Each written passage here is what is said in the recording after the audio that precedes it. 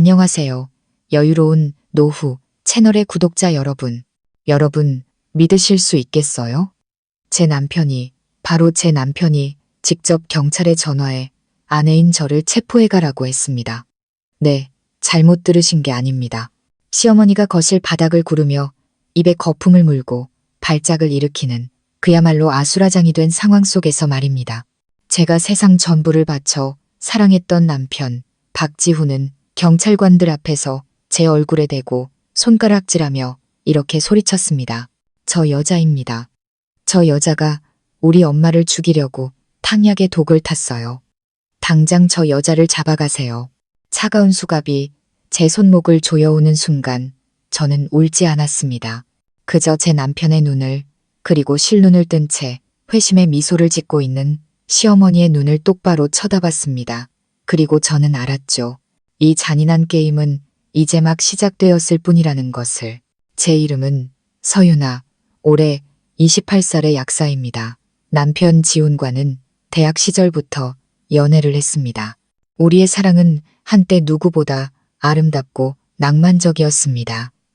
활기차고 능력 있는 지훈과 조용하고 순한 성격에 저는 서로에게 완벽한 짝이라고 생각했습니다. 하지만 사랑만으로 모든 편견을 이겨낼 수 있다고 믿었던 저는 너무나 순진했습니다. 결혼을 앞두고 처음 인사를 드리러 간 날, 시어머니 되실 김미숙 여사님은 실망감을 숨기지 않으셨습니다. 제 위아래를 훑어보시더니 아들에게 싸늘하게 한마디 툭 던지셨죠. 약사라고 해봤자 그깟 약 파는 애 아니니? 우리 집안이 어떤 집안인데 좀 더 격이 맞는 애를 찾지 그랬어. 그때 지훈은 제 손을 꽉 잡으며 말했습니다. 자기는 저 하나만 사랑하고 저하고만 결혼할 거라고요. 그의 단호함에 저는 감동했고 그가 제 든든한 버팀목이 되어줄 거라 믿었습니다. 하지만 그건 제 착각이었습니다. 결혼 후 제 삶은 인내의 연속이었습니다. 저희는 시부모님 그리고 시누이 박지혜와 함께 살았습니다. 시어머니는 사사건건 저를 못 잡아먹어 안달이셨습니다. 제가 한 음식은 입맛에 안 맞는다. 옷 입는 게 촌스럽다. 사교성이 부족하다며 온갖 트집을 잡으셨죠. 약사로서 제가 가진 전문 지식은 시어머니 눈에 그저 쓸데없는 잘난 척일 뿐이었습니다. 머리가 아프거나 감기 기운이 있으실 때마다 제가 가장 좋은 약을 추천해드리면 어머니는 손을 내저으며 소리치셨습니다. 네가 뭘 안다고 나서 양약은 몸에 해롭기만 해. 동네 약국 김 약사님이 너보다 훨씬 경험 많아. 한창 꾸미기 좋아하는 시누이 지혜는 엄마의 비호 아래 저를 괴롭히는데 동참했습니다. 제 물건을 일부러 망가뜨리고는 제가 그랬다고 거짓말을 하며 엄마에게 달려가 울고불고 매달리는 일이 다반사였죠. 그럴 때마다 남편 지우는 늘 똑같은 말로 상황을 무마하려 했습니다. 다들 그만 좀 해. 집안 시끄러워지는 거 보기 싫어. 저는 참았습니다. 현명한 며느리, 좋은 형님이 되기 위해 노력했습니다. 제 지식을 총동원해 가족들의 건강을 챙겼습니다. 통풍이 있으신 아버님을 위해 퓨린이 적은 식단을 짜고 약차를 다려드렸고 잦은 회식으로 힘들어하는 남편을 위해 간에 좋은 보약을 지어주었으며 불면증에 시달리시는 어머님을 위해 잠들기 전 심신 안정에 좋은 허브티를 대령했습니다. 언젠가 제 진심이 통하는 날이 오리라 믿었습니다. 하지만 가장 큰 압박이자 모든 비극의 시작은 바로 아이 문제였습니다. 결혼한 지 3년이 지나도록 아이가 생기지 않자 시어머니의 구박은 노골적으로 변했습니다. 저를 씨 없는 수박이라 부르며 우리 집안이 너 때문에 대가 끊기게 생겼다고 한탄하셨죠. 용하다는 점집을 찾아다니며 제 사주 때문에 집안이 망할 거라는 악담을 퍼붓고 다니셨습니다. 그리고 운명의 그날이 왔습니다. 그날은 주말이었습니다. 최근 부쩍 불면증과 피로를 호소하시면서도 양약은 질색하시는 시어머님을 위해 저는 특별히 시내에서 가장 유명한 한의원을 찾아갔습니다. 용하기로 소문난 원장님께 직접 어머니의 증상을 설명하고 진맥을 짚어 기혈을 보하고 심신을 안정시키는 귀한 보약 한 재를 지었습니다. 혹시나 시어머니가 또 믿지 않으실까봐 약재를 설명해 주시는 원장님의 모습과 약 처방 전까지 꼼꼼하게 사진과 영상으로 남겨두었습니다. 그날 점심 저는 그 보약을 넣어 정성껏 한방 삼계탕을 끓였습니다. 제 진심이 담긴 이 음식이라면 어머니의 화도 조금은 누그러지리라 생각했습니다. 식사는 여느 때처럼 침묵 속에서 시작되었습니다. 저는 정성껏 뜬 닭고기 한 그릇을 두 손으로 공손히 시어머니께 올렸습니다. 어머니, 기력 보충하시라고 한방 삼계탕 끓였어요. 이거 드시면 잠도 잘 오고 몸도 한결 가뿐해지실 거예요. 시어머니는 힐끗 저를 쳐다보며 코웃음을 치셨지만 말없이 수저를 드셨습니다. 시누이와 남편도 식사를 시작했죠. 모든 것이 평범하게 흘러가던 그때였습니다. 삼계탕을 반쯤 드셨을까 시어머니가 갑자기 격한 기침을 하기 시작했습니다. 곧이어 목을 부여잡고 얼굴이 파랗게 질리시더니 그대로 바닥으로 쓰러지셨습니다. 입에서는 하얀 거품이 흘러나왔고 사진은 경련을 일으켰습니다. 순식간에 집안은 아수라장이 되었습니다. 시누이 지혜가 가장 먼저 악에 바친 비명을 질렀습니다. 세상에, 언니, 엄마한테 도대체 뭘 먹인 거야? 남편 지훈도 어머니에게 달려가 피가 마른 얼굴로 절규했습니다. 엄마, 왜 이래? 그러더니 그는 제게로 고개를 돌렸습니다. 그의 눈에는 걱정이 아닌 살기 어린 분노가 가득했습니다. 당신, 우리 엄마한테 무슨 짓을 한 거야? 아니야, 난 그냥 평소처럼 보약을 넣고 끓였을 뿐이야. 저는 억울함과 두려움에 말을 더듬었지만 아무도 제 말을 믿지 않았습니다. 평범한데 우리 엄마가 이 꼴이 되냐고. 지우는 고함을 지르며 제 뺨을 세차게 내리쳤습니다. 짝 하는 소리와 함께 저는 바닥에 나동그라졌습니다. 귓가에는 시누이의 울부짖음이 맴돌았습니다. 오빠, 빨리 119에 신고해. 아니, 112에도 신고해. 저 여자가 엄마를 독살하려 했어. 저 여자 감옥에 보내야 해. 그리고 제 남편은 단 한순간의 망설임도 없이 휴대폰을 꺼내 들었습니다. 그는 119가 아닌 112를 먼저 눌렀습니다. 저를 총알이라도 쏠 듯이 노려보며 전화기에 대고 또박또박 말했습니다. 여보세요. 경찰서죠. 신고할 게 있습니다. 제 아내가 저희 어머니를 독살하려고 했습니다. 주소는 저는 차가운 바닥에 주저앉아 있었습니다. 한쪽 뺨은 불에 댄 듯 화끈거렸습니다. 완벽하게 짜인 연극 속에서 악독한 살인범 역할을 배정받은 채 옴짝달싹할 수 없게 된 것입니다. 과연 저는 이 억울한 누명을 벗고 제 자신을 지켜낼 수 있을까요? 그리고 이 끔찍한 독살, 연극 뒤에 숨겨진 진짜 음모는 과연 무엇일까요? 단 한 끼의 식사로 제 인생은 벼랑 끝으로 내몰렸습니다.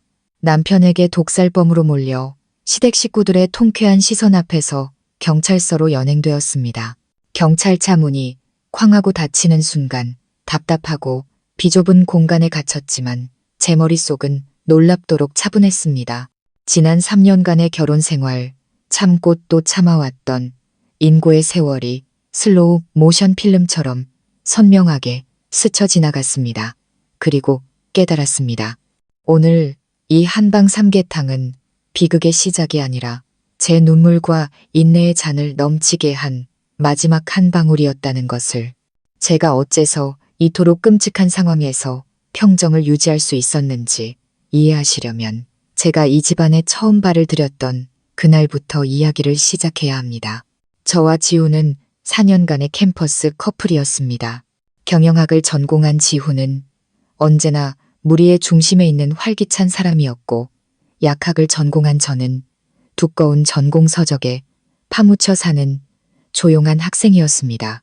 서로 다른 자석의 N극과 S극처럼 저희는 강렬하게 서로에게 끌렸습니다. 그는 저의 차분함과 지적인 모습에 끌린다고, 제 곁에 있으면 치열한 사회생활의 긴장이 눈 녹듯 사라진다고 말했습니다. 우리의 사랑은 한 편의 시처럼 아름다웠고 저는 사랑만 있으면 모든 것을 극복할 수 있다고 믿었습니다. 하지만 결혼은 두 사람만의 문제가 아니라는 사실을 저는 까맣게 잊고 있었습니다. 처음 인사를 드리러 간 날, 저는 그 집안의 차가운 공기를 단번에 느낄 수 있었습니다. 으리으리한 3층짜리 저택은 따뜻함 대신 서늘한 거리감을 풍겼습니다. 시어머니 김미숙 여사님은 교양 있는 외모와 달리 날카로운 눈빛으로 저를 훑어보았습니다. 평범한 공무원 집안의 딸, 갓 대학을 졸업한 약사인 저를 마치 물건감 매기듯 뜯어보는 시선이었습니다. 그분은 별 말씀 없으셨지만 저는 그분의 모든 말 속에 숨겨진 경멸을 느낄 수 있었습니다. 당시 고등학생이었던 시누이 지혜 역시 자신의 영역에 침범한 이방인을 경계하는 어린 공주처럼 쌀쌀맞은 눈빛으로 저를 대했습니다. 그들의 암묵적인 반대에도 불구하고 지훈의 강력한 의지 덕분에 결혼은 성사되었습니다. 저는 제 진심과 노력으로 시댁 식구들의 마음을 얻으리라, 그들의 아들이 사람을 잘못 보지 않았다는 것을 증명해 보이리라 다짐했습니다. 저는 유망한 대형 제약회사에 입사 제의도 거절했습니다. 아내가 밖에서 고생하는 것을 원치 않는다는 지훈의 말 때문이었습니다. 당신은 집에서 살림하면서 현명한 아내, 착한 며느리가 되어주면 돼. 바깥 일은 내가 다 알아서 할게. 저는 그 말을 따랐습니다. 제 꿈과 커리어를 포기하고 오롯이 새로운 가정을 위해 헌신하기로 했습니다. 그리고 제 약학 지식을 그 헌신에 사용했습니다. 저는 스스로를 단순한 주부가 아닌 가정의 주치 약사라고 생각했습니다. 온 가족을 위해 영양 균형을 맞춘 과학적인 식단을 짰습니다. 통풍이 있으신 아버님을 위해서는 통증 완화에 좋은 약차를 다리고 퓨린 함량이 낮은 음식을 연구했습니다. 잦은 술자리로 힘들어하는 남편을 위해서는 숙취 해소제와 간을 보호하는 탕약을 늘 준비해 두었습니다. 사춘기 여드름으로 고민하는 시누이, 지혜를 위해서는 천연 재료로 직접 팩을 만들어주기도 했습니다. 특히 만성불면증과 고혈압으로 고생하시는 시어머니께는 더욱 많은 정성을 쏟았습니다. 베란다에 라벤더와 캐모마일 화분을 가꾸어 매일 밤 신선한 허브티를 대접했고 숙면에 도움이 되는 마사지와 지압법을 배워 잠자리에 드시기 전 어머님의 피로를 풀어드렸습니다. 매일 아침 어머님의 혈압을 체크하고 약 드실 시간을 챙겨드리는 것도 제 몫이었습니다. 저는 이 모든 것을 며느리로서의 존경심과 진심을 다해 행했습니다. 하지만 제 헌신에 돌아온 것은 무관심과 경멸뿐이었습니다. 시어머니는 단 한 번도 제 노력을 인정해주지 않으셨습니다. 혈압이 안정되면 꼬박꼬박 양약을 챙겨 먹은 덕분이라 하셨고 잠을 푹 주무신 날에는 요즘 걱정거리가 줄어 그런 것이라 둘러대셨습니다. 제 모든 노력은 그분 눈에 아무 의미 없는 짓이었습니다. 시누이 지혜도 마찬가지였습니다. 제가 만들어준 천연팩으로 피부가 좋아졌으면서도 엄마 앞에서는 입을 삐죽이며 말했습니다. 에이, 이런 풀조가리가 무슨 효과가 있겠어. 내가 한창 클 나이라 피부가 저절로 좋아지는 거겠지. 저는 모든 것을 듣고도 침묵했습니다. 그들이 저를 받아들이려면 시간이 더 필요할 거라고, 언젠가는 제 진심을 알아줄 거라고 스스로를 위로하며 버텼습니다. 하지만 제 인내는 그들을 더욱 기고만장하게 만들었고 아이 문제에 대한 압박이 거세지면서 비극은 본격적으로 시작되었습니다. 결혼 3년 차, 제배는 여전히 아무 소식이 없었습니다. 시어머니는 더 이상 체면을 차리지 않으셨습니다. 저를 집안의 애군이라 칭하며 동네방네 아들이 복도 없이 자식도 못 낳는 여자를 아내로 들였다고 흉을 보고 다니셨습니다. 그 모든 수모를 저는 혼자 감당해야 했습니다. 남편 지호는 처음에는 저를 위로했습니다. 아이는 하늘이 주시는 선물이라며 조급해하지 말자고 다독였습니다. 하지만 어머니의 성화에 못 이겨 그 역시 변해갔습니다. 제게 짜증을 내는 일이 잦아졌고 술에 취해 늦은 밤에 들어오는 날이 늘어갔습니다. 더 이상 제 손을 잡아주지도 따뜻하게 안아주지도 않았습니다. 우리의 사랑이 서서히 죽어가고 있음을 직감했습니다. 병원 검진 결과 저희 부부 모두 건강에는 이상이 없었습니다. 다만 제가 극심한 스트레스로 인해 호르몬 불균형이 생겼을 수 있다는 진단을 받았습니다. 의사는 함께 여행이라도 다녀오며 마음을 편히 가져보라고 조언했습니다. 하지만 시어머니께 이 사실을 말씀드리자 어머니는 버럭 소리를 지르셨습니다. 여행은 무슨 놈의 여행. 돈만 아깝게. 안 되는 건 어딜 가도 안 되는 거야. 어머니는 자신만의 방식으로 아이를 갖기 위한 작전에 돌입하셨습니다. 어디에 용한 한의원이 있다. 신통한 약이 있다는 소문만 들리면 전국 어디든 달려가셨습니다. 저는 의학적인 검증이 필요하다고 조심스럽게 말씀드렸지만 돌아온 것은 호통뿐이었습니다. 네가 뭘 알아? 책상머리에서 배운 이론밖에 더 있어? 혹시 이 집안에 아이 낳아주기 싫어서 일부러 핑계대는 거 아니야? 그리고 그 모든 갈등의 정점이 바로 오늘 문제의 한방 삼계탕이었습니다. 유명한 한의사에게 직접 처방받은 보약이니 틀림없이 괜찮을 거라고. 이 작은 정성이 어머니의 화를 누그러뜨릴 수 있을 거라고 생각했습니다. 하지만 저는 상상조차 하지 못했습니다. 그것이 저를 범죄자로 만들기 위한 완벽한 도구이자 함정이 될 줄은.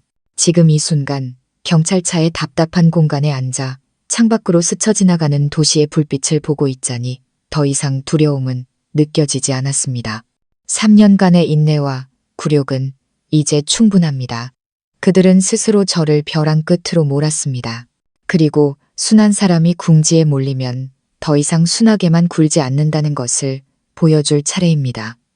이 게임에서 저는 더 이상 희생양이 아닙니다.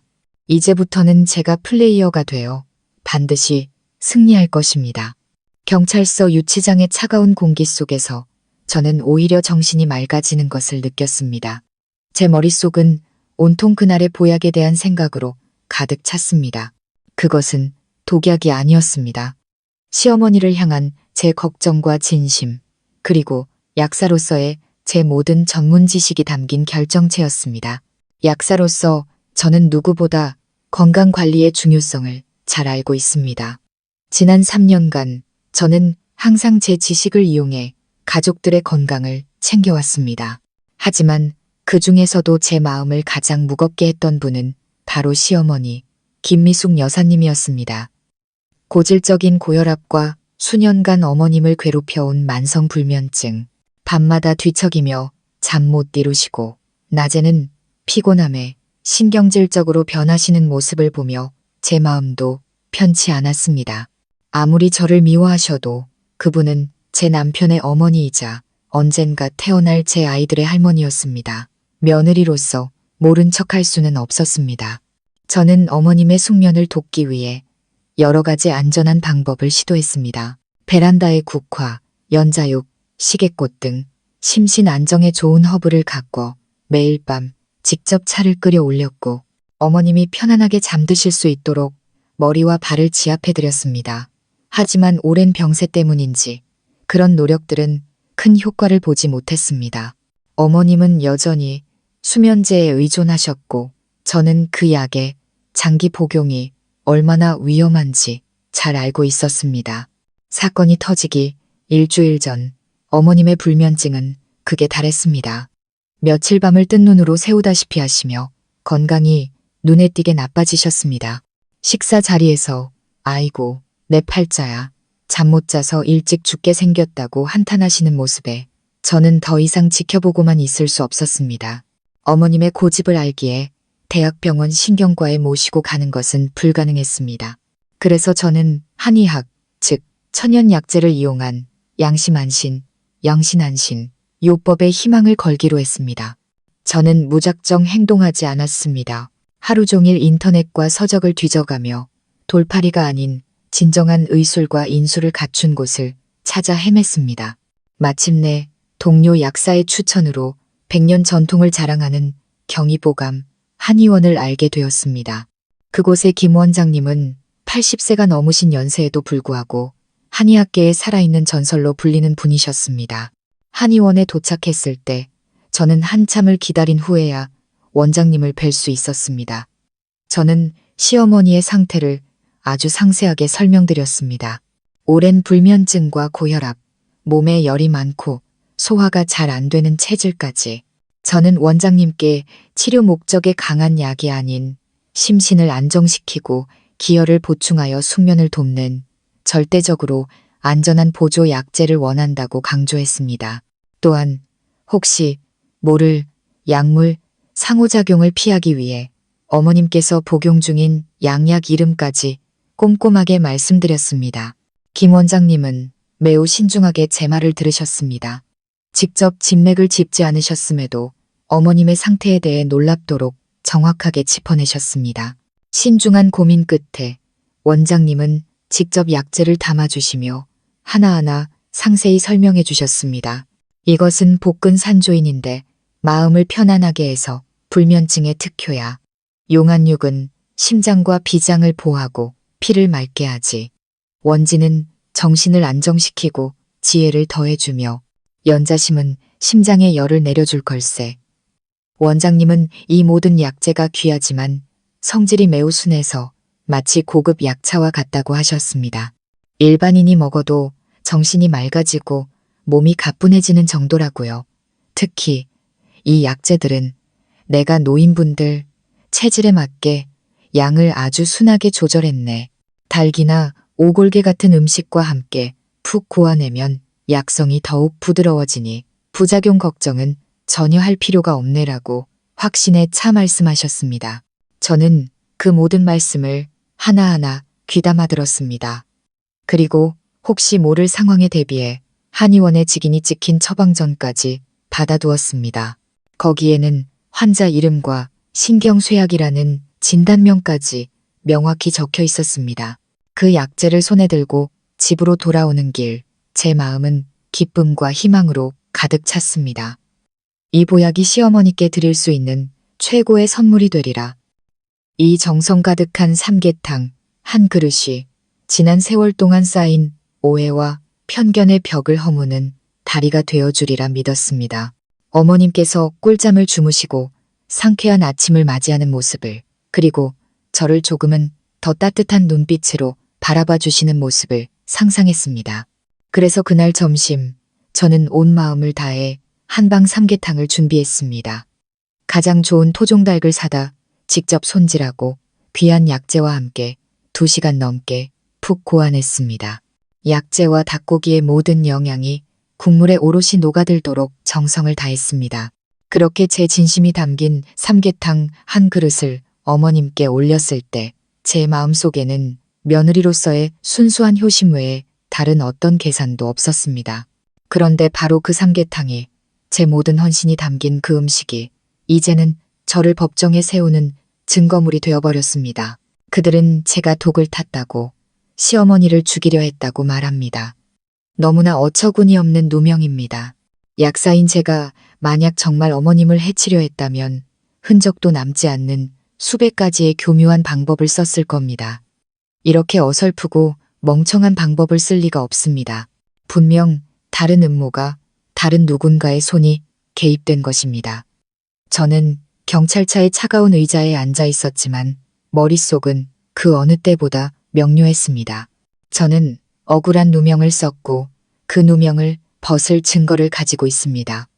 그들이 꾸민 연극, 이제 막을 내릴 시간이 다가오고 있었습니다. 마침내 경찰차가 회색빛의 낡은 건물, 동네 파출소 앞에 멈춰섰습니다. 태어나 처음으로 저는 피의자 신분으로 법의 심판대 앞에 서게 되었습니다. 젊고 무뚝뚝한 표정의 경찰관 2명이 저를 안으로 데리고 들어갔습니다. 파출소 안은 제가 일하는 약국의 깔끔함과는 정반대로 낡은 서류 냄새와 퀴퀴한 공기로 가득했습니다. 보이지 않는 불안감이 공간 전체를 짓누르는 듯 했습니다. 저는 작은 조사실로 안내되었습니다. 철제 책상 하나와 플라스틱 의자 몇 개, 그리고 차가운 백색 형광등이 전부인 공간이었습니다. 팀장으로 보이는 나이든 형사 한 명이 제 앞에 앉았습니다.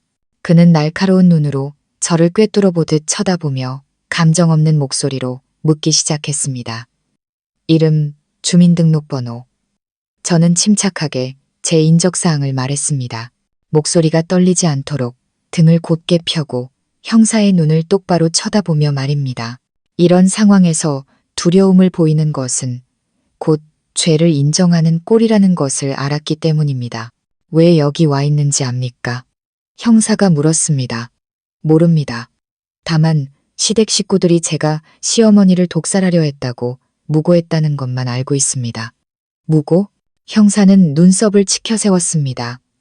그게 무고인지 사실인지는 우리가 밝혀낼 겁니다. 지금부터 오늘 점심에 있었던 일을 전부 사실대로 진술하세요. 저는 깊게 숨을 들이마신 뒤 모든 것을 상세하고 논리적으로 설명하기 시작했습니다. 시어머니의 건강 상태, 제가 정성껏 한의원을 찾아 약을 지은 과정, 그리고 삼계탕을 끓인 모든 절차를 말입니다.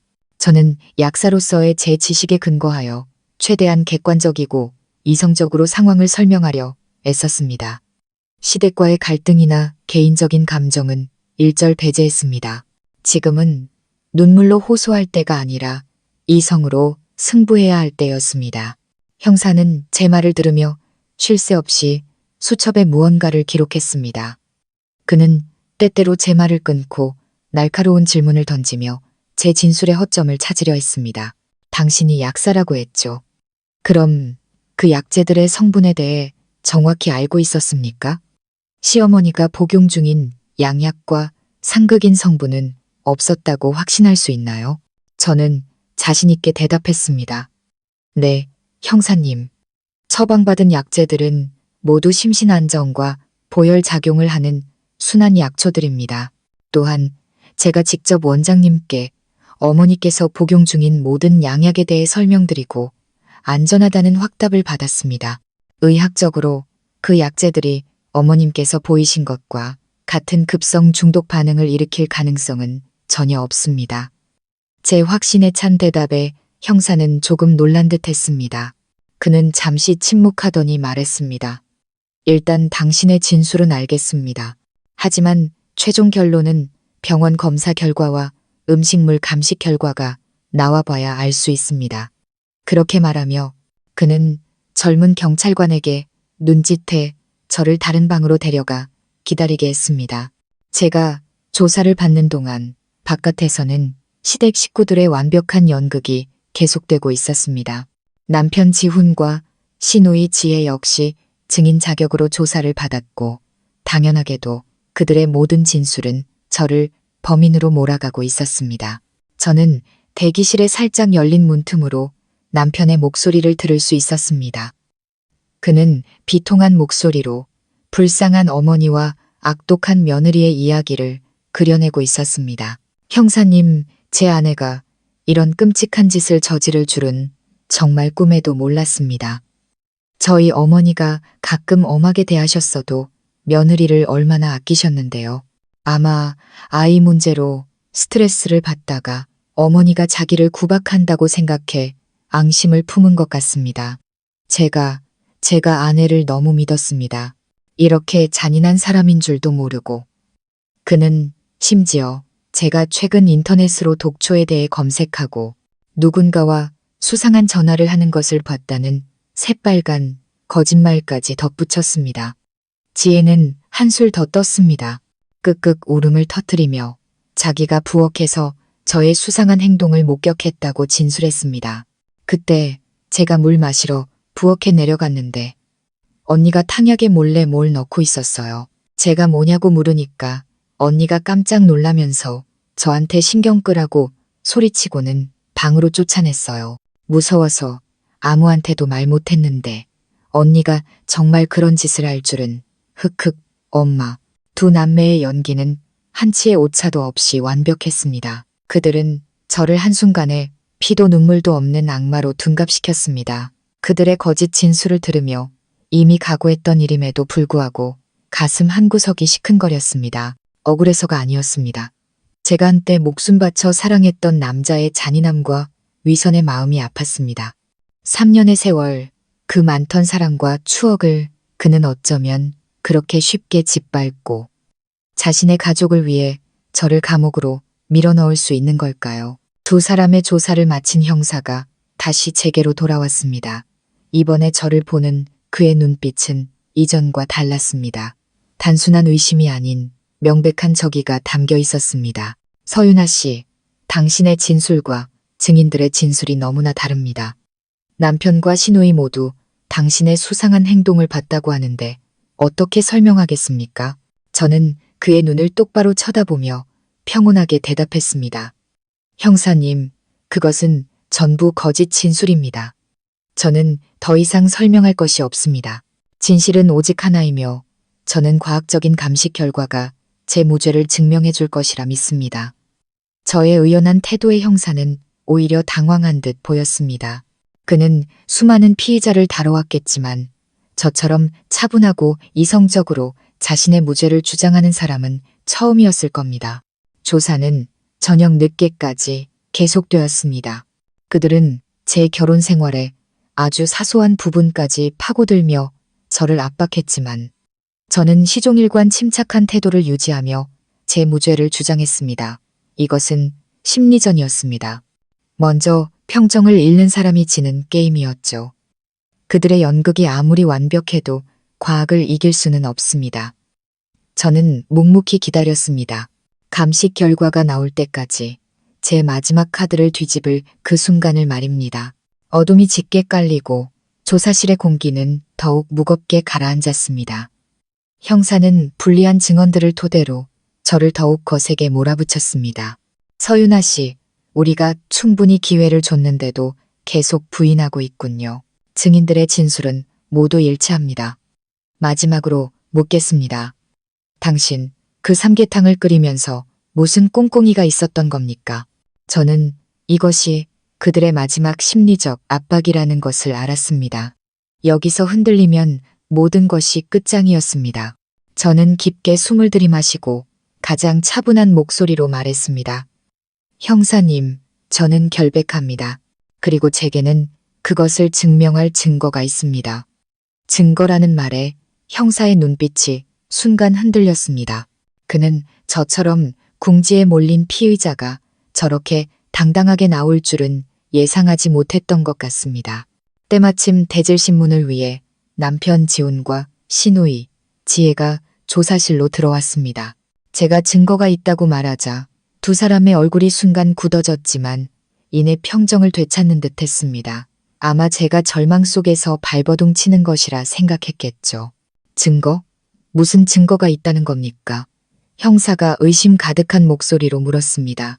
저는 대답 대신 천천히 주머니에서 휴대폰을 꺼냈습니다. 그 모습을 본 지훈과 지혜의 얼굴에 불안한 기색이 스치기 시작했습니다. 형사님, 먼저 이것부터 봐주시죠. 저는 휴대폰 앨범을 열어 선명하게 찍어둔 사진 한 장을 보여주었습니다. 그것은 바로 경희보감 한의원의 붉은 직인이 찍힌 처방전이었습니다. 환자 이름 김미숙과 함께 상세한 약제명과 용량이 적혀 있었죠. 이것은 시내에서 가장 신망 높은 김 원장님께서 저희 어머님을 위해 직접 처방해 주신 보약 처방전입니다. 지금 바로 한의원에 전화해서 확인해 보셔도 좋습니다. 처방전을 본 형사는 잠시 말을 잃었습니다. 지훈과 지혜는 얼굴이 하얗게 질렸지만 애써 태연한 척했습니다. 지훈이 급하게 끼어들었습니다. 이게 뭐 어쨌다는 겁니까? 이 처방전은 위장용일 뿐이고 당신이 몰래 다른 걸 더 넣었을 수도 있잖아요. 맞아요. 형사님, 저 여자 엄청 교활해요. 지혜도 거들었습니다. 저는 차갑게 미소 지었습니다. 성급하게 결론 내리지 마세요. 연극은 아직 클라이맥스에 이르지도 않았으니까. 저는 태연하게 휴대폰 갤러리의 동영상 폴더를 열었습니다. 형사님, 저는 이런 오해를 미연에 방지하고자 원장님께 상담받고 약을 짓는 전 과정을 영상으로 촬영해 두었습니다. 다 함께 보실까요? 제가 재생 버튼을 누르자 10분가량의 영상이 선명한 화질과 음질로 재생되었습니다. 영상 속에서 김 원장님은 약제의 효능을 하나하나 설명하며 이 약은 절대적으로 안전하며 중독을 일으킬 수 없다고 단언하고 있었습니다. 한의원의 전경, 간판, 그리고 인자한 원장님의 얼굴까지 그 무엇도 조작할 수 없는 명백한 증거였습니다. 영상이 끝나자 조사실에는 무거운 침묵이 흘렀습니다. 형사는 완전히 다른 눈빛으로 저를 바라보기 시작했습니다. 이 사건이 단순하지 않다는 것을 깨달은 것입니다. 지훈과 지혜의 얼굴은 이미 종이장처럼 하얗게 질려 있었습니다. 그들이 공들여 만든 연극에 첫 번째 균열이 생기는 순간이었습니다. 바로 그때 조사실 문이 벌컥 열리며 젊은 경찰관 한 명이 다급하게 들어왔습니다. 그의 손에는 서류 뭉치가 들려 있었습니다. 팀장님, 국과수 감식 결과랑 병원에서 보낸 환자 상태 보고서가 도착했습니다. 모든 사람의 시선이 그에게로 쏠렸습니다. 이것이야말로 그 무엇으로도 반박할 수 없는 과학적인 증거였습니다. 형사는 보고서를 받아들고 빠르게 훑어보았습니다. 그의 시선이 저와 지훈 남매를 번갈아 향했습니다. 그리고 마침내 그가 입을 열었습니다. 감식 결과 삼계탕 샘플에서는 그 어떤 종류의 독극물도 검출되지 않았습니다. 성분은 서윤아 씨가 제출한 처방전의 약재와 정확히 일치합니다. 그 말을 듣는 순간 저는 안도의 한숨을 내쉬었습니다. 반면 지훈과 지혜는 마치 벼락이라도 맞은 듯 멍한 표정이었습니다.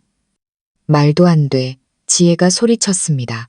분명히 엄마가 저거 먹고 쓰러졌는데 다시 조사해주세요. 조용히 못해. 형사의 불호령에 지혜는 입을 다물었습니다. 형사는 보고서를 계속 읽어 내려갔습니다. 하지만 정량 분석 결과 약재 중 산조인과 원지의 함량이 처방된 양보다 3배 이상 높은 것으로 나타났습니다. 이렇게 비정상적으로 높은 용량은 환자의 허약한 몸 상태와 고혈압 병력을 고려했을 때 병원에서 기록된 증상과 똑같은 경련 및 거품 증상을 유발할 수 있습니다. 병원 보고서에 따르면 김미숙 씨는 응급처치 후 위기를 넘겼으며 현재는 안정된 상태라고 합니다. 모든 것이 명백해졌습니다. 저는 무죄였습니다. 독살 사건은 애초에 없었습니다. 단지 보약과다 복용으로 인한 해프닝이었을 뿐입니다. 하지만 새로운 의문이 떠올랐습니다. 저는 정량 처방을 받았다는 증거를 제출했습니다. 그렇다면 누가 몰래 삼계탕에 약재를 더 넣어 복용량을 3배나 늘렸단 말인가? 형사의 날카로운 시선이 이제 지훈과 지혜에게로 향했습니다. 박지훈 씨, 박지혜 씨, 이 점에 대해 설명할 것 없습니까? 두 사람은 얼어붙은 듯 아무 말도 하지 못했습니다. 저는 몰라요. 저는 아무 짓도 안 했어요. 그들의 얼굴에는 당혹감과 공포가 역력했습니다. 저를 잡기 위해 파놓은 함정에 이제 그들 스스로가 빠져들고 있었습니다. 저는 그들의 꼴사나운 모습을 조용히 지켜보았습니다. 저의 첫 번째 반격은 화려하게 성공했습니다. 제 무죄는 증명되었습니다. 하지만 이제 시작일 뿐입니다. 법의 심판대 앞에서 그들의 거짓을 밝혀내는 것은 1단계에 불과합니다. 다음 단계는 바로 그들의 집에서 그들이 저지른 모든 죗값을 치르게 하는 것입니다. 형사의 날카로운 추궁 앞에 박지훈과 박지의 남매는 완전히 이성을 잃었습니다. 저는 정말 아무것도 몰라요. 점심 내내 제 방에서 게임만 했다고요. 지혜는 울며불며 자신의 결백을 주장했습니다. 지훈은 잠시 침묵하며 감정을 추스르더니 그럴듯한 변명을 내놓았습니다. 형사님, 혹시 제 아내가 급하게 요리하다가 실수로 약재 양을 잘못 넣은 건 아닐까요? 약사라도 사람이니 실수는 할 수 있는 거잖아요. 그는 또다시 모든 책임을 제게 떠넘기려 했지만 그의 말은 더 이상 힘을 얻지 못했습니다. 노련한 형사는 이미 그들의 눈빛에서 거짓을 읽어냈습니다. 하지만 이것이 집안 문제이고 직접적인 증거가 없는 이상 섣불리 그들을 범인으로 몰 수는 없다는 것도 알고 있었습니다. 마침내 형사는 결론을 내렸습니다. 그는 한결 부드러워진 목소리로 제게 말했습니다. 서윤아 씨, 증거와 감식 결과를 토대로 당신에게는 독살 혐의가 없다고 결론 내렸습니다. 귀가하셔도 좋습니다.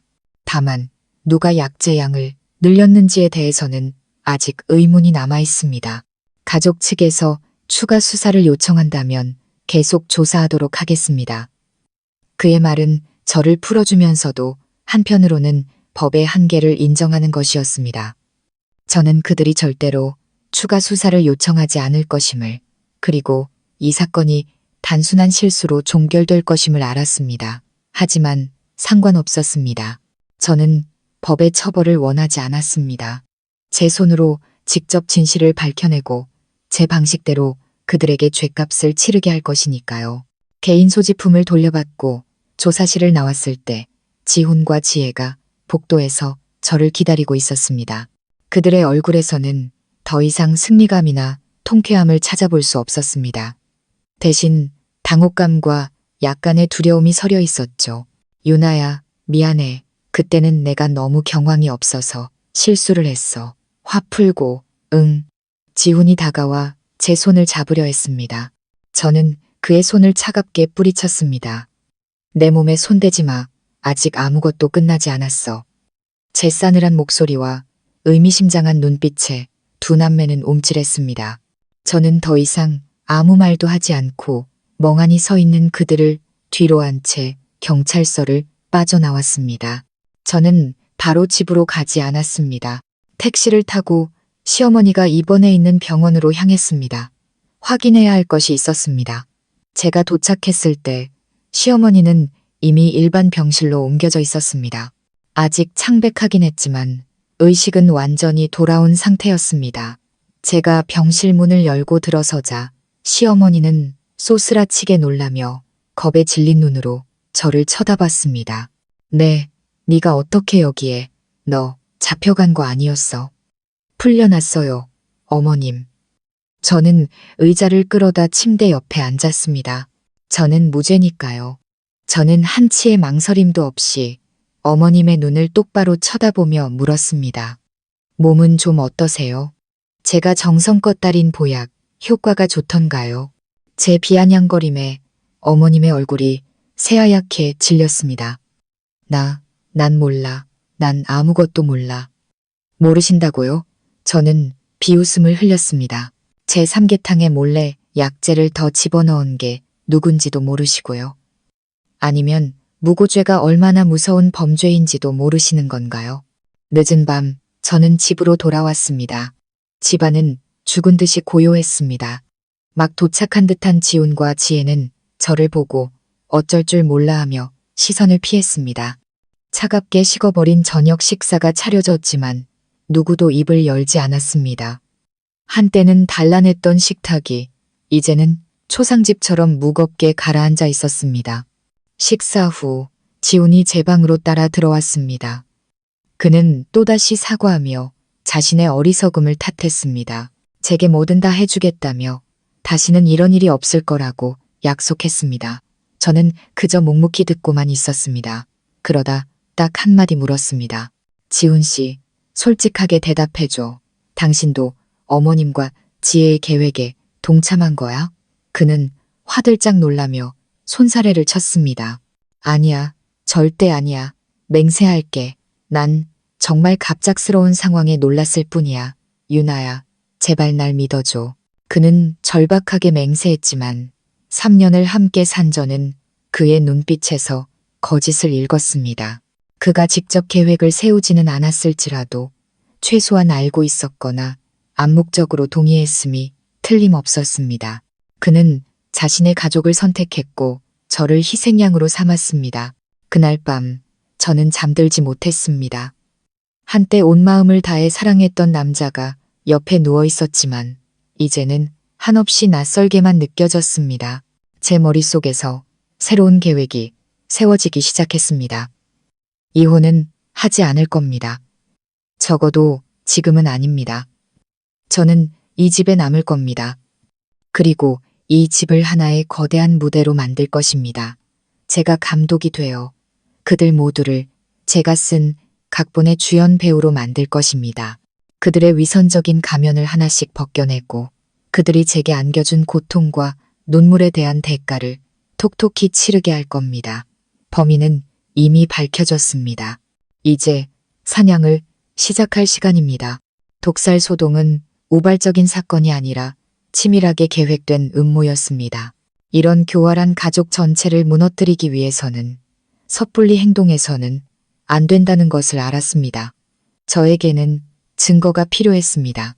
그 어떤 변명도 통하지 않을 칼날보다 더 날카로운 증거 말입니다. 그날 이후 저택의 공기는 돌덩이처럼 무겁게 가라앉았습니다.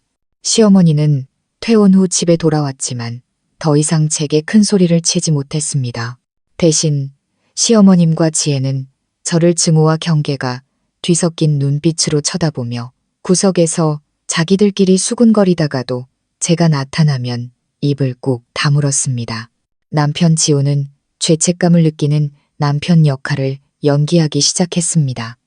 제게 꽃과 선물을 사다 바치고 달콤한 말로 저를 위로하려 애썼습니다. 하지만 저는 그의 모든 행동 속에서 어색한 위선을 느낄 수 있었습니다. 그는 제가 모든 것을 잊고 넘어가 주길 바라며 저를 안심시키려 하고 있었습니다. 하지만 그는 틀렸습니다. 그가 제 뺨을 때리고 경찰에 신고하던 그날 제 마음은 이미 죽어버렸습니다.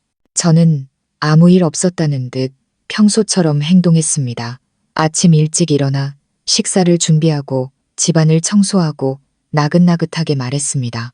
지훈이 사온 선물을 미소와 함께 받았고 그의 달콤한 말에 고개를 끄덕였습니다. 저는 모든 것을 용서하고 가정의 평화를 지키려는 아내를 연기했습니다.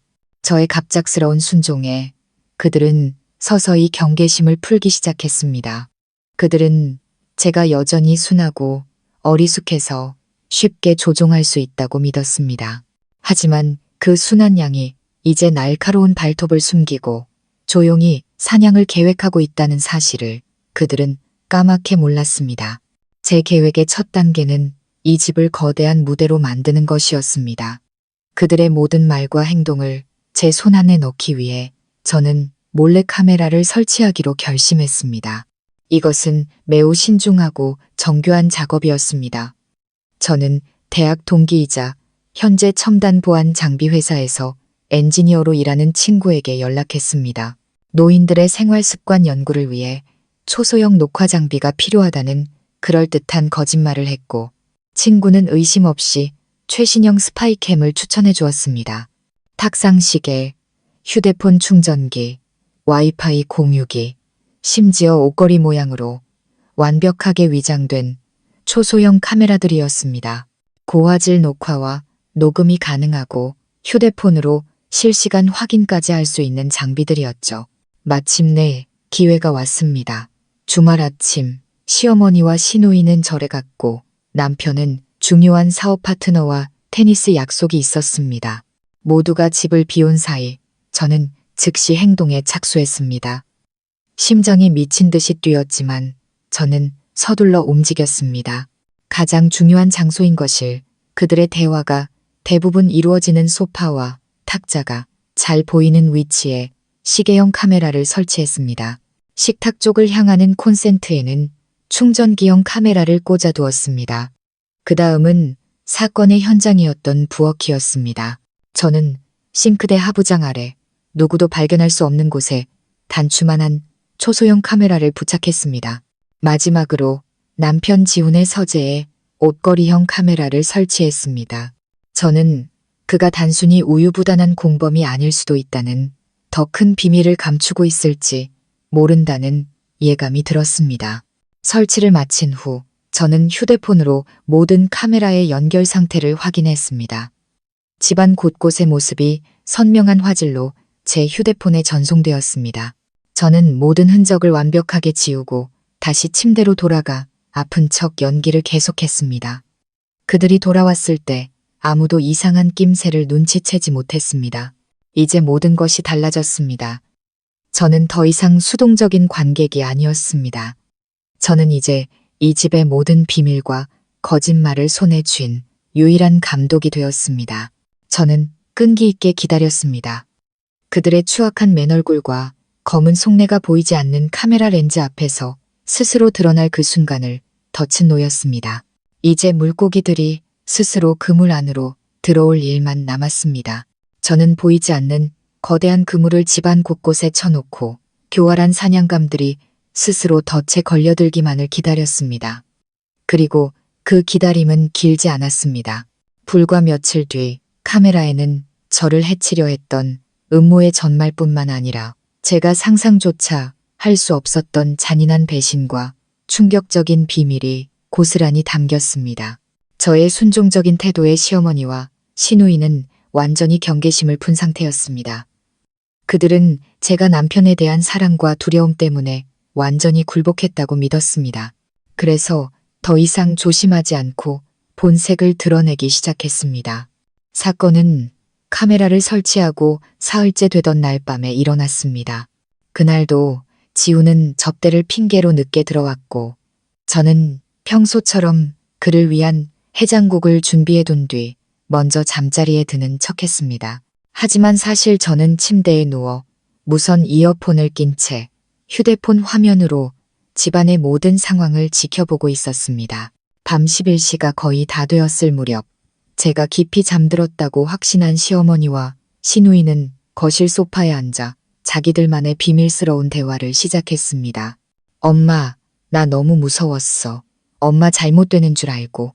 근데 저 서윤아라는 여자는 감옥은커녕 오히려 지훈 오빠한테 더 사랑받는 것 같아. 오빠가 또 새 가방 사준 거 봤어. 지혜가 투덜거리자 시어머님이 한숨을 쉬며 말했습니다. 나도 걔가 그렇게 머리가 좋은 년인 줄은 몰랐지. 증거랍시고 동영상까지 찍어둘 줄 누가 알았겠어. 배우긴 배운 년이라 무시할 수가 없다니까. 하지만 걱정 마. 이번에 실패했어도 다음이 있어. 엄마가 다 생각해둔 게 있다. 그 말을 듣는 순간 심장이 쿵 내려앉았습니다. 그들은 아직 포기하지 않은 것입니다. 무슨 계획인데요, 엄마? 지혜가 묻자 시어머니는 목소리를 낮췄지만 고성능 마이크는 그들의 대화를 선명하게 담아냈습니다. 지훈이도 이제 안달이 났어. 그 애 배가 벌써 불러오는데 더 이상 기다릴 수만은 없다고 하더구나. 그 애 배가 불러온다. 수만 가지 의문이 제 머릿속을 스쳐 지나갔습니다. 그들은 대체 누구에 대해 이야기하고 있는 걸까요? 그 최 사장네 딸 말이다. 걔랑 지훈이가 만난 지 벌써 1년 가까이 됐어. 제일 중요한 건 걔 뱃속에 우리 집안의 대를 이을 귀한 아들이 자라고 있다는 거야. 그 순간 제 귀가 먹먹해졌습니다. 저는 비명이 터져 나오려는 것을 막기 위해 두 손으로 입을 틀어막았습니다. 남편이 바람을 피우고 있었습니다. 심지어 다른 여자와의 사이에서 아이까지. 그것도 아들을 가졌다고 합니다. 그리고 시어머니는 이 모든 사실을 알면서도 묵인하고 오히려 아들의 불륜을 부추기고 있었습니다. 온몸이 부들부들 떨렸고 눈물이 걷잡을 수 없이 흘러내렸습니다. 이제야 모든 것이 이해되었습니다.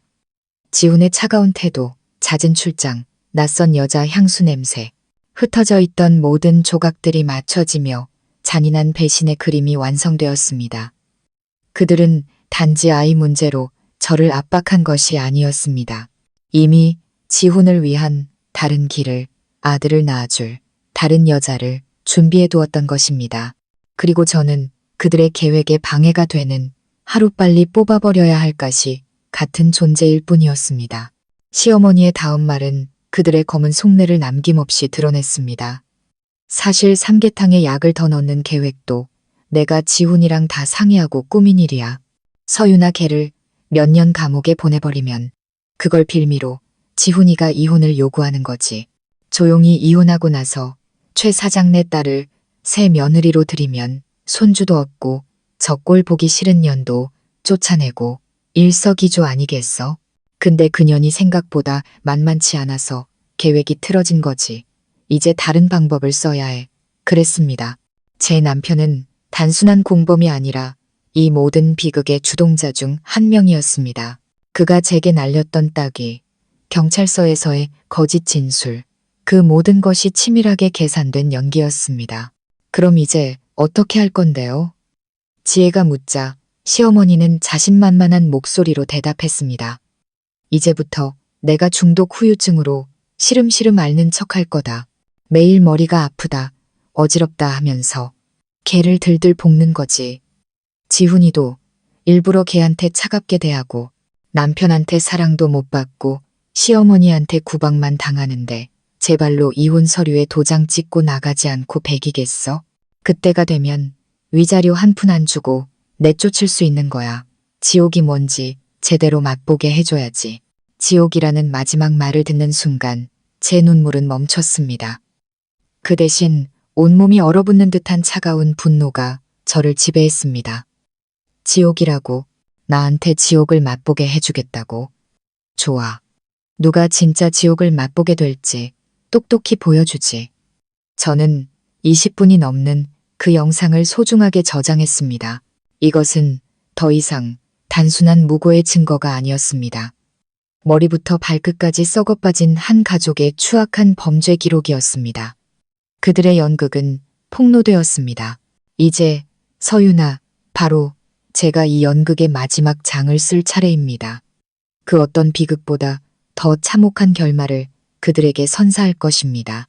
남편의 외도와 숨겨둔 아이의 존재는 이미 상처투성이었던 제 심장에 치명적인 비수를 꽂았습니다. 시어머니의 계배 속에 우리 집안의 대를 이을 귀한 아들이 자라고 있다는 말이 고장 난 녹음기처럼 머릿속을 맴돌았습니다. 저는 침대 위에 미동도 없이 앉아 있었습니다. 눈앞이 캄캄했습니다. 제 미래처럼 말입니다. 시어머니의 구박과 시누이의 모욕은 견딜 수 있었습니다. 남편 지훈만 내 곁에 있다면, 그가 나를 사랑해준다면 어떤 어려움도 이겨낼 수 있다고 믿었습니다. 그는 제가 지난 3년간의 모욕을 참고 견딘 유일한 이유였습니다.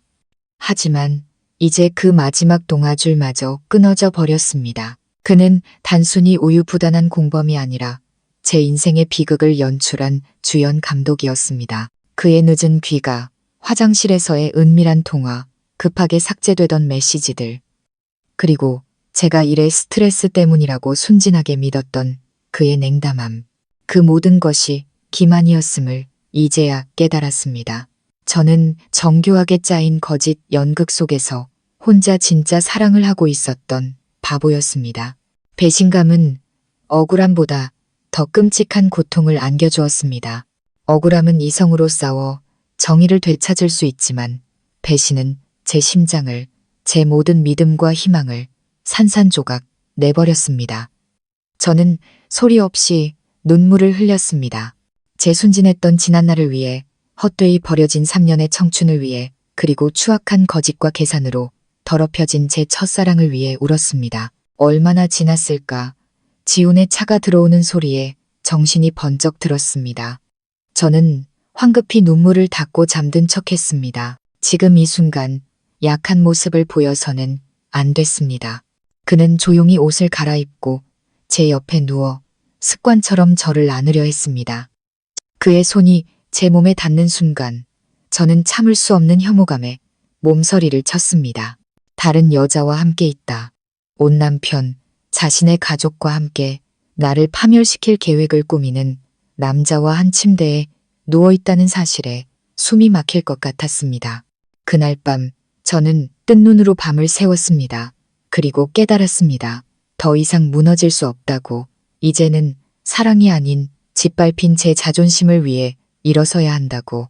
시어머니의 복수 계획은 이제 제 눈에 우스꽝스러운 장난처럼 보였습니다. 지옥을 보여주겠다고? 좋아. 하지만 그 지옥은 당신들이 아닌 바로 내가 만들어줄게. 저는 그들의 음모뿐만 아니라 위선적인 남편의 가면까지 벗겨버릴 것입니다.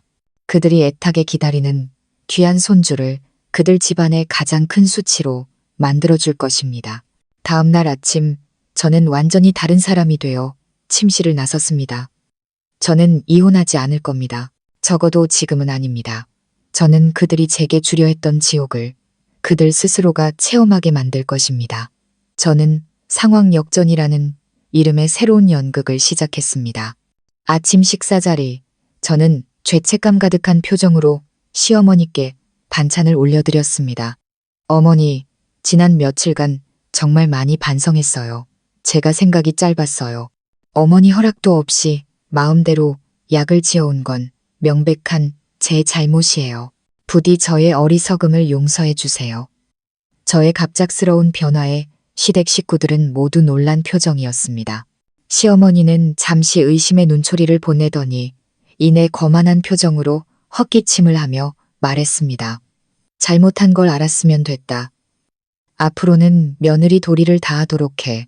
그날부터 저는 믿을 수 없을 만큼 헌신적인 며느리를 연기했습니다. 시어머니가 일부러 아픈 척하며 저를 괴롭힐 때마다 저는 세상에서 가장 걱정스러운 표정으로 달려가 밤새도록 그분을 간호했습니다. 저의 완벽한 연기에 그들은 서서히 경계심을 풀었습니다. 시어머니는 제 간호를 당연하게 여기며 즐기기 시작했고 남편 지훈은 가장 만족스러워 보였습니다. 그는 이제 안심하고 자신의 이중 생활을 즐겼습니다. 하지만 그는 몰랐습니다. 그의 모든 통화, 모든 거짓말이 제 손안에 있다는 것을. 저는 그의 통화 내용을 몰래 녹음하고 상대방의 번호를 기록했습니다.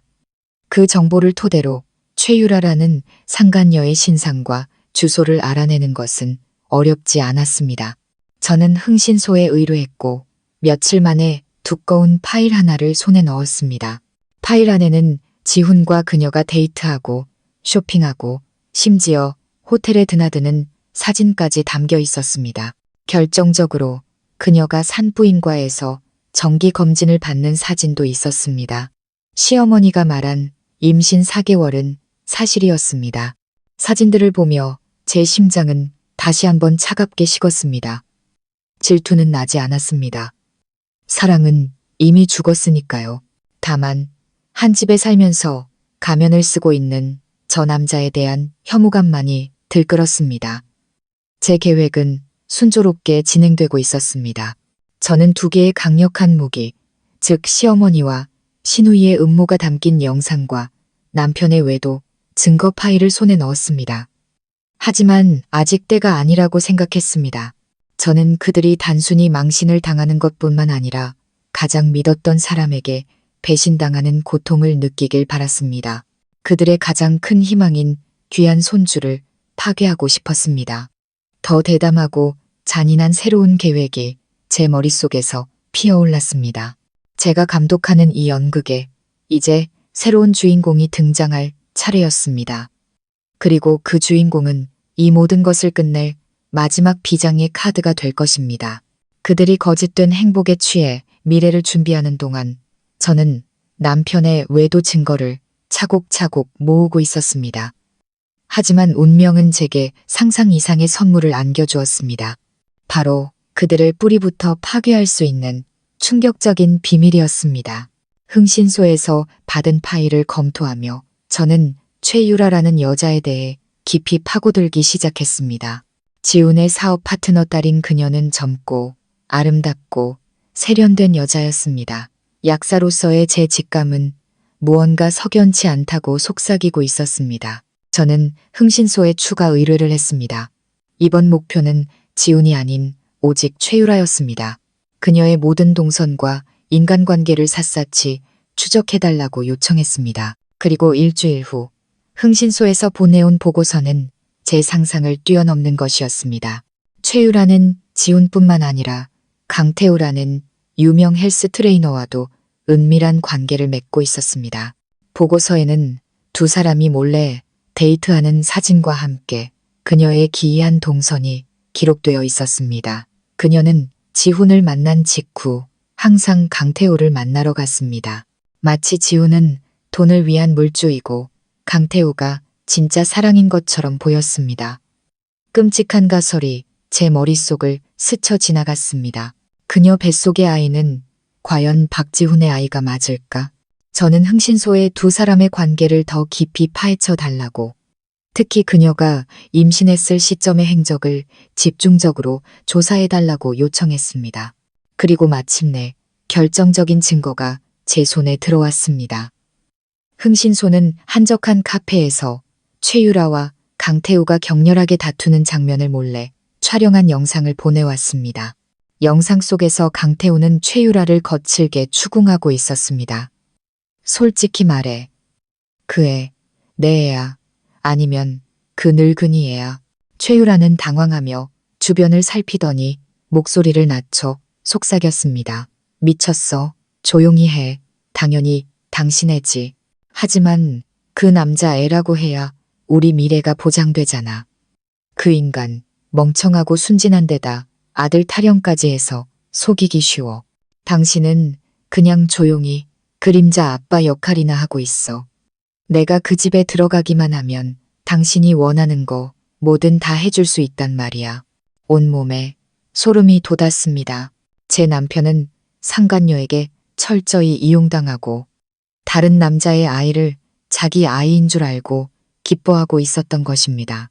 시어머니는 핏줄도 섞이지 않은 남의 자식을 귀한 손주라며 애지중지하고 있었던 거고요.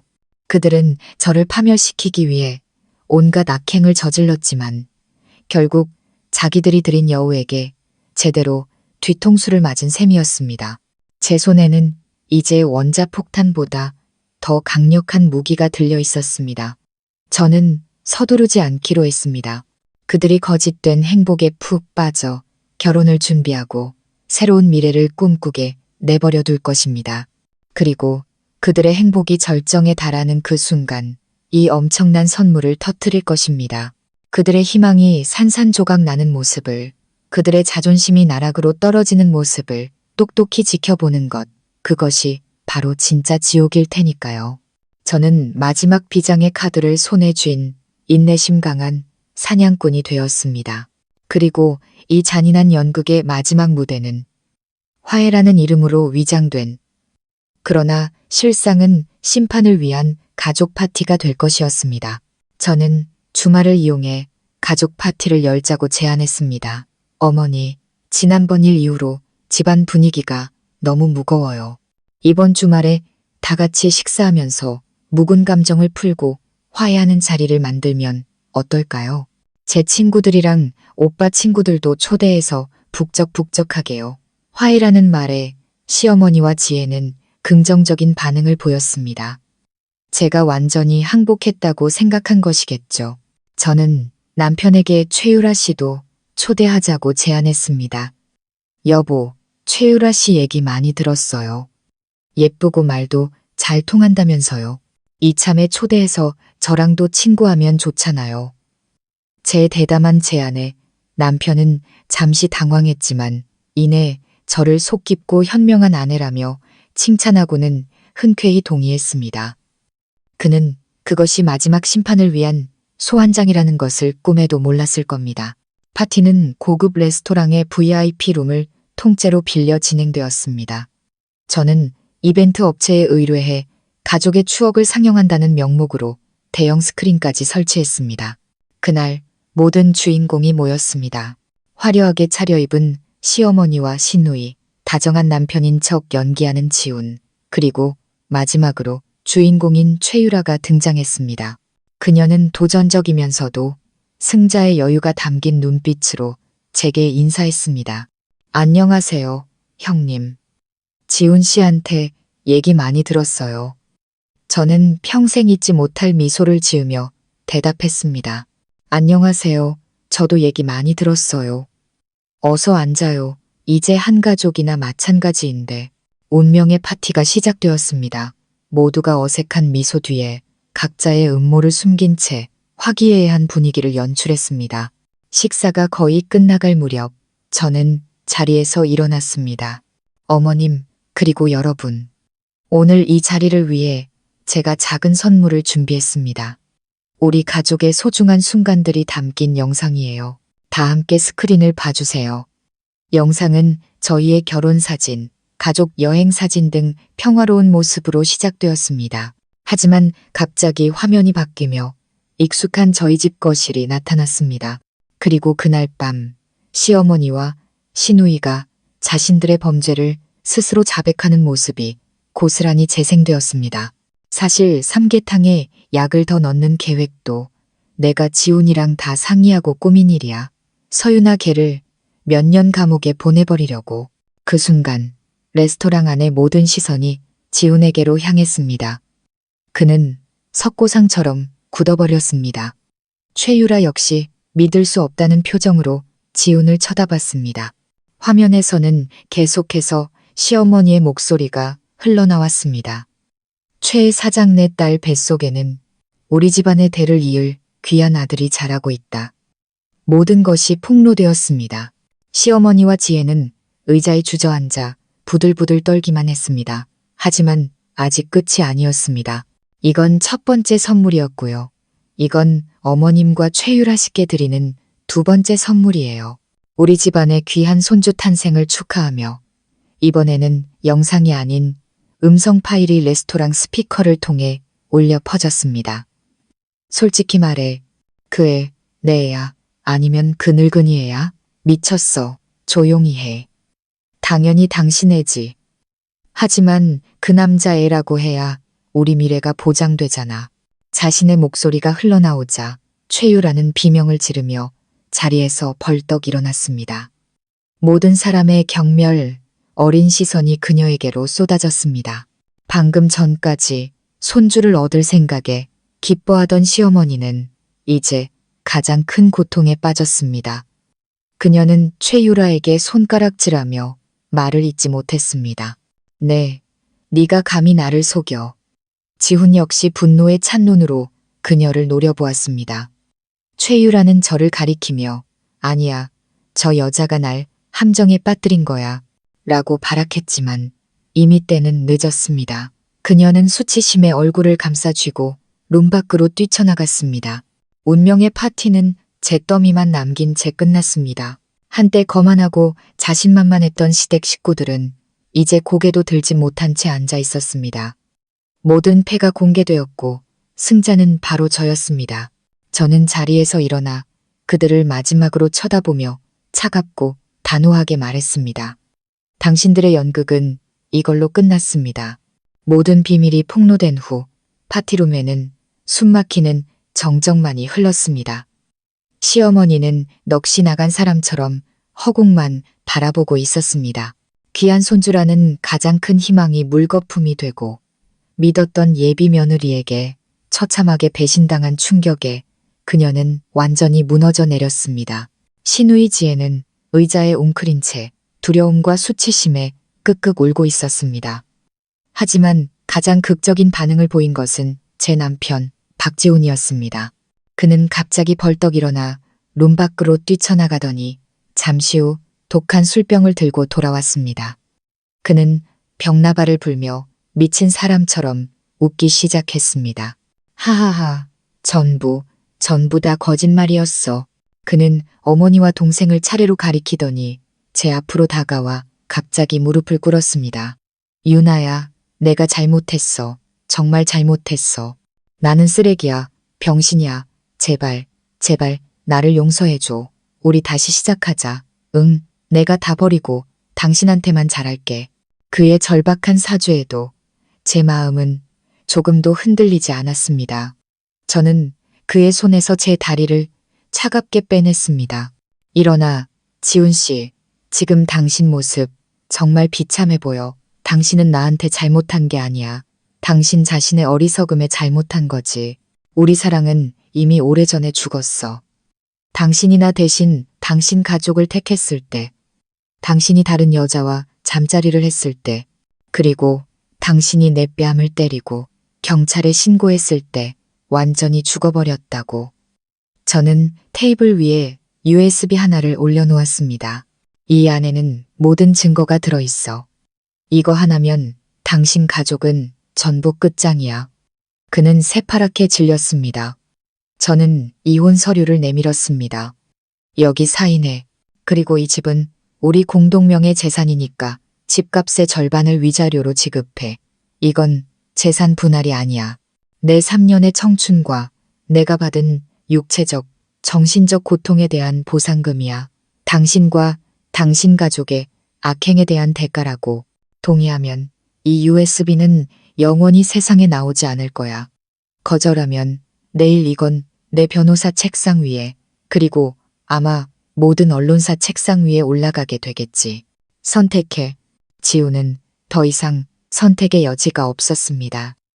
그는 떨리는 손으로 이혼 서류 모든 곳에 자신의 이름을 적었습니다. 저는 위층으로 올라가 미리 싸둔 캐리어를 끌고 내려왔습니다. 그가 사준 그 어떤 값비싼 물건도 가져가지 않았습니다. 올 때처럼 빈손으로, 하지만 완전히 다른 마음으로 떠나고 싶었습니다. 제가 현관문을 나설 때 그가 절박하게 외쳤습니다. 유나야, 우리 정말 돌이킬 수 없는 거야. 저는 뒤돌아보지 않고 담담하게 말했습니다. 지훈 씨, 당신이 내 뺨을 때리고 경찰에 신고하던 그 순간 당신 안에 서윤아는 이미 죽었어. 지금 당신과 얘기하는 사람은 그냥 낯선 사람일 뿐이야. 문을 열고 밖으로 나서자 따뜻한 저녁 햇살이 저를 감쌌습니다. 저는 깊게 숨을 들이마셨습니다.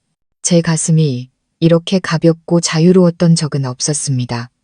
제 인생의 낡고 지긋지긋했던 한 챕터가 마침내 끝이 났습니다. 구독자 여러분, 제 이야기는 여기서 끝이 납니다. 인내의 한계와 자신을 지키는 것의 가치에 대해 다시 한번 생각해보게 하는 시간이 되셨기를 바랍니다. 우리는 때로 평화를 위해 참고 물러서야 하지만 우리의 선의가 악용되고 존엄성이 짓밟힐 때는 단호하게 맞서 싸워야 합니다. 침묵이 때로는 악의 동조자가 될 수 있다는 것을 기억해야 합니다. 그리고 어떤 상황에서도 감정에 휩쓸리지 않는 차가운 이성과 지혜를 잃지 마십시오. 지식과 논리적 사고는 그 어떤 것보다 강력한 자기방어 무기입니다. 마지막으로 진정한 해방은 복수가 아닌 스스로를 옭아매는 독이 든 관계에서 벗어나는 용기에서 비롯됩니다. 제가 그 집을 나서는 순간 저는 비로소 과거의 고통에서 벗어나 제 인생의 진정한 주인이 될 수 있었습니다. 제 이야기가 여러분께 작은 울림을 주었기를 바라며 여유로운 노후 채널을 통해 또 다른 이야기로 찾아뵙겠습니다. 감사합니다.